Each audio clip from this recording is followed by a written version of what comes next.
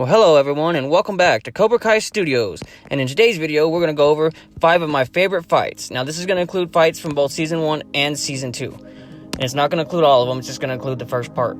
We'll make another video going over probably plenty more fights, because there's quite a bit of fights in this show that's pretty interesting to talk about. But let's start with Season 1, Episode 3, the bathroom fight, where Miguel first sticks up to him for himself against Kyler. This one's interesting because this is when you see, with most people that join martial arts, they get a lot of confidence and right away ready to strike. And as you can tell, he kicks Kyler first, but in the end, they all end up teaming up on him and it ends up not being good for him. Now, that happens quite a bit, but as you watch the show, you see that Miguel's intentions and attitude towards fighting changes, some in a good way, some in not a good way. But that's just kind of the first clip we're going to go over. That's one of the first fights I wanted to choose just because it's kind of the beginning when he first gets into fighting. The second episode that I want to go over will be Season 1, Episode 7, which is the car dealership fight, where Robbie kind of has a change of heart. Instead of being on his friend's side like he was in the beginning, wanting to steal and, be not the best person, he ends up changing and decides to go against his friends and not let them into the dealership to rob whatever they were going to steal, So that's another one I like. I like that because you kind of get to see that Robbie's starting to change, which later on in the show, he actually becomes a really good person, changes his ways, and actually gets really good at martial arts. The third episode I want to talk about will be the school lunch fight, which is when Miguel actually has a lot more experience fighting and actually sticks up for Sam. And in this one, he actually takes on 4 people at once and actually wins.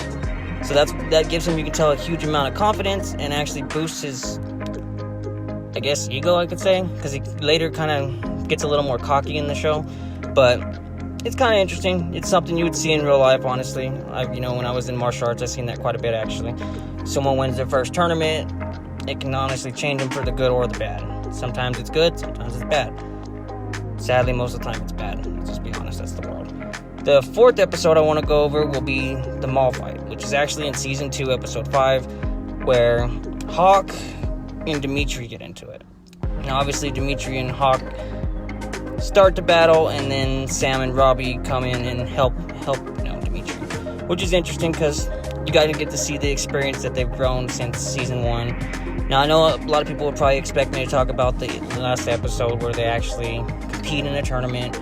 That's for the next video. That one I want to talk a little bit more on. This one's just going to be more of a shorter video, kind of summing up some of the better fights that I feel were in the first 2 seasons. The last episode I want to talk about will be Miguel versus Hawk in the Forest, which is Season 2, Episode 7.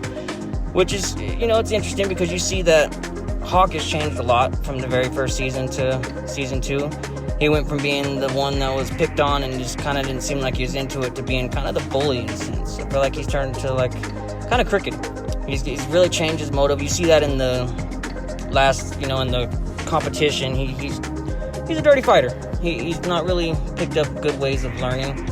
And part of that's due to the way that he was taught. And you can tell that Johnny actually kind of starts to change as the show goes and progresses as well. And the way he originally was teaching his students, when it gets to that time, you could tell it was kind of affecting him, and he kind of was seeing his wrong in how he was training his students.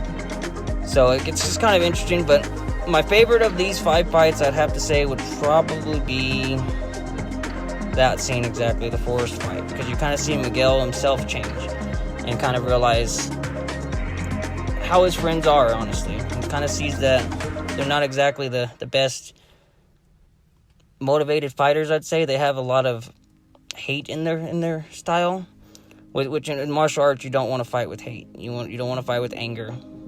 You don't want to treat it as it's all about winning either. And that's kind of like how they were taught. If you kind of pay attention to the first season and the second season, it's kind of everybody's kind of changing. You're kind of getting to see the characters develop before your eyes. You kind of get a better idea and understanding of what they want to become. So Season 3 is going to be very interesting to see what all kind of fights we see, especially because we don't know everybody that they're going to bring to Season 3, so we might have new people, which there's a lot of speculations for that, especially for the teaser that Netflix showed at the end. There's a lot of speculation who that is. A lot of people say it's going to be Chosen, which it probably will be. It might be. We're just going to have to wait and see, honestly, which is the best thing about a show is you never know.